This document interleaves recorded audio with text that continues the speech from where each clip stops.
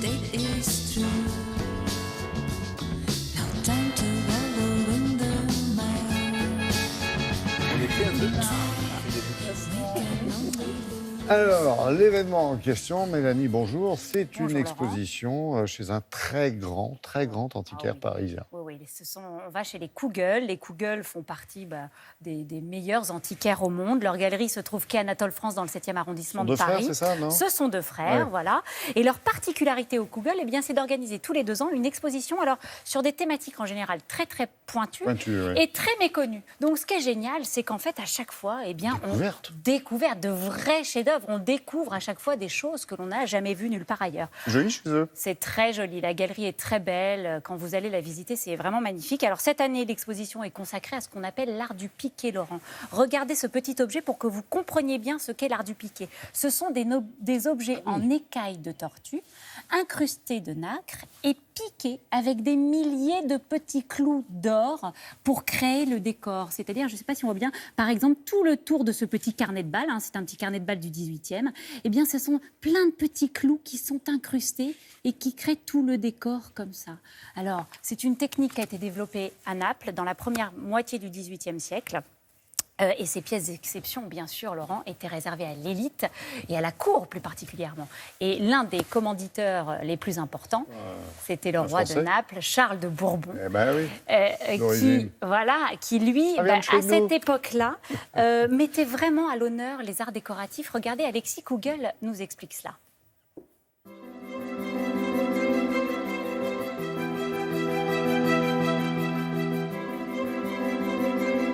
À Naples, le paysage politique se transforme radicalement avec l'arrivée de Charles de Bourbon en 1734. Charles de Bourbon se proclame roi de Naples, construit des magnifiques palais royaux, crée une émulation artistique extraordinaire sur le modèle de Louis XIV et des Gobelins. Il transforme Naples dans un royaume des Lumières, ouvert sur toute l'Europe et à toutes les influences. Giuseppe Sarao, un artisan de génie, a sublimé cette technique. Par chance, il a signé un certain nombre de pièces, c'est comme ça qu'on peut identifier sa production. Et le coffret à motif de chinoiserie est l'une des pièces les plus importantes historiquement, puisqu'il est à la fois signé et porte les armes de Charles de Bourbon. Malgré sa taille, il est entièrement en écailles de tortue. Les plaques sont soudées entre elles et ensuite moulées. Et la beauté, évidemment, de cette matière, c'est la transparence magique, comme un vitrail, qu'on voit à travers même les pièces les plus grandes.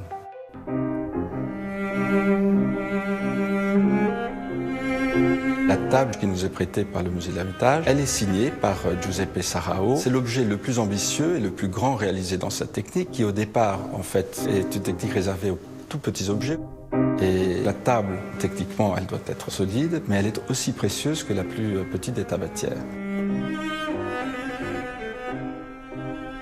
Les décors sont assez extraordinaires, ils foisonnent de petits détails, d'inventivité, d'espièglerie, et on découvre des singes, des monstres qui pullulent et qui parcourent ces objets. Donc ce sont des objets à la fois très très précieux et très amusants.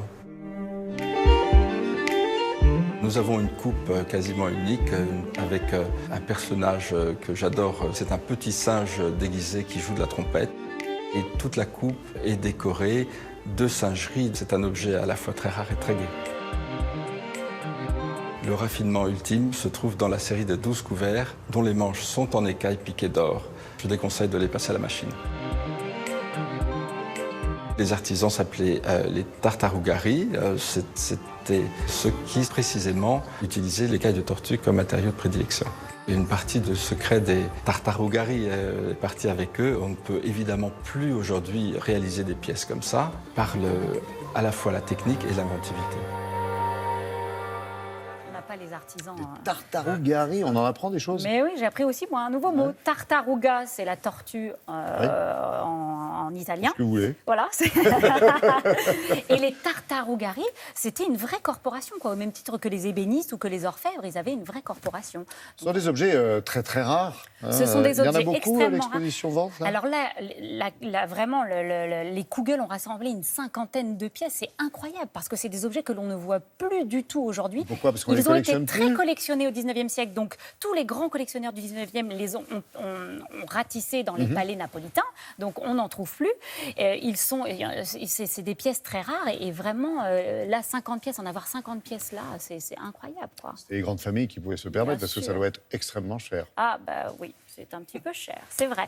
L'exposition a lieu en ce moment jusqu'au 8 décembre. C'est gratuit, Laurent. Vraiment, allez-y, vous avez l'impression d'être dans un musée chez les Kugel. Et voir ça, ces objets-là, c'est incroyable. Vous les verrez pas dans les musées, il y en a très très peu. Très belle découverte. Merci beaucoup, Mélanie.